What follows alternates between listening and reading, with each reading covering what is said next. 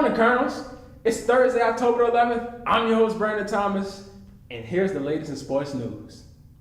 Dartmouth has hired a woman as a head football coach for the first time in history. This is game-changing for the whole college sports spectrum. The Red Sox has defeated the Yankees in astounding fashion in Game 3 of the ALDS. This is a long-standing rivalry, and it just keeps on getting better each day. Drew Brees has moved into another spot in the record books, having the most passing yards in league history. That's this team. Here's 2nd and 10. Now Smith will check down, and upended instantly and hard was Peterson by P.J. Williams. Done a good job of that through the early part of the season. Here's the screen, and Ingram patiently waiting for the blocks, and Ingram gets loose, and he will be marked down. Ingram. How good does that feel for him? Welcome back, Mark Ingram. Play action to the end zone. Touchdown, Saints, Josh Hill. Game, hard left. 3rd and goal, Ingram in for the score.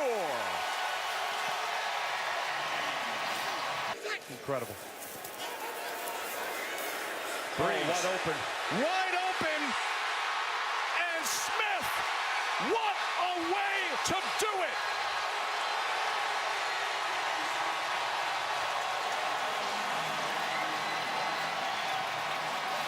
Solo play. Diamond formation, bottom of your screen with Thompson. Instead, it's Smith who runs it in himself. Hi, I'm Daniel Benitez, and this is your Colonel Sports Break.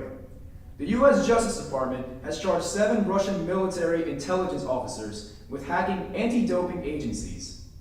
ESPN reports that Russia's military intelligence agency called the GRU targeted these hacking victims because of their support on a ban on Russian athletes in international sports competitions like the Olympics. The victims were also against Russia's state-sponsored athlete doping program. U.S. Attorney for the Western District of Pennsylvania, Scott Brady, said, quote, "They cheated and they got caught, they were banned from the Olympics, they were mad, and they retaliated," close quote. Russia always seems to be in some sort of scandal since the 2016 U.S. presidential election, most likely because it seems to have an eye for an eye mindset. Do something, then get back at them. In the UFC 229 main event in Las Vegas this past Saturday, Khabib Nurmagomedov defeated Conor McGregor in one of the biggest events in the history of the UFC. Nurmagomedov won in the 4th round after McGregor tapped out from a neck crank, but then chaos ensued in the arena. After the fight, Khabib jumped over the octagon cage and attacked Dylan Danis, McGregor's training partner. A brawl ensued and broke out near the octagon, but security personnel were able to suppress the fight. 2 members of Khabib's camp then jumped into the cage and attacked McGregor. So far, 3 members of Khabib's team were arrested and released following the incident, and UFC President Dana White is considering stripping the lightweight championship title from Khabib. In LSU football, they suffered their first loss of the season this weekend when they fell 27-19 to the Florida Gators in Gainesville. Quarterback Joe Burrow threw his first 2 interceptions of the year, and they proved to be costly for the Tigers late in the game.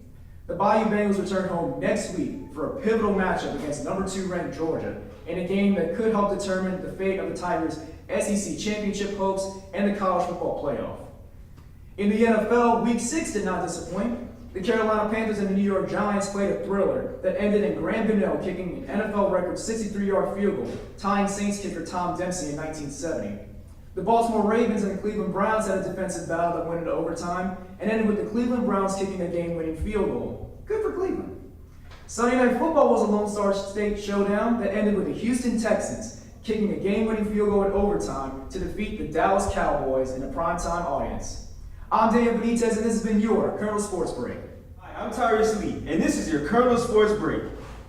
When Week 5 of the NFL season kicked off, tons of household names that missed the first 4 games due to suspension were back in uniform to help prepare their teams through the rest of the season.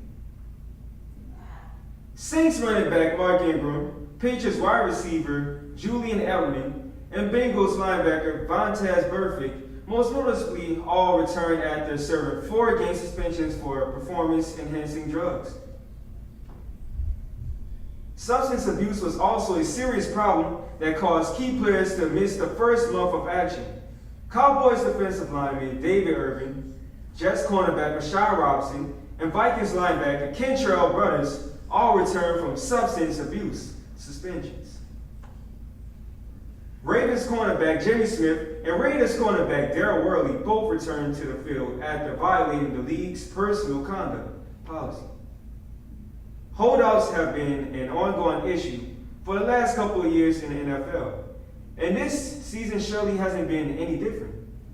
In Week 4, Seattle Seahawks safety Earl Thomas went down with a season leg injury after previously holding out during training camp and preseason in hopes of a new contract. Thomas was carted off the field by ambulance and raised his middle finger in the direction of the Seattle sideline. Steelers running back Le'Veon Bell said early on October he would end his holdout and rejoin his team Week 7 after the bye. Bell is in a similar situation as Thomas and isn't interested in playing and potentially injuring himself while on a one-year deal. Former running back C.J. Fuller of the 2016 Clemson Tigers championship team died on October 3rd. Fuller's death was confirmed by Easley High School athletic director Gil Payne. It is suspected that he had died of a seizure. Fuller had 290 yards on 17 career kickoff returns, including his 20-yard kickoff return in 2016 championship against Alabama to start a winning drive for Clemson. Clemson coach has said, "I'm proud of what he had accomplished as a Clemson Tiger. Most of all, his accomplishment of being a Clemson graduate. May he rest in peace." This has been Tyrese Lee with your Colonel Sports Break. That's been all for today. I'm Brandon Thomas. Good morning, Colonels.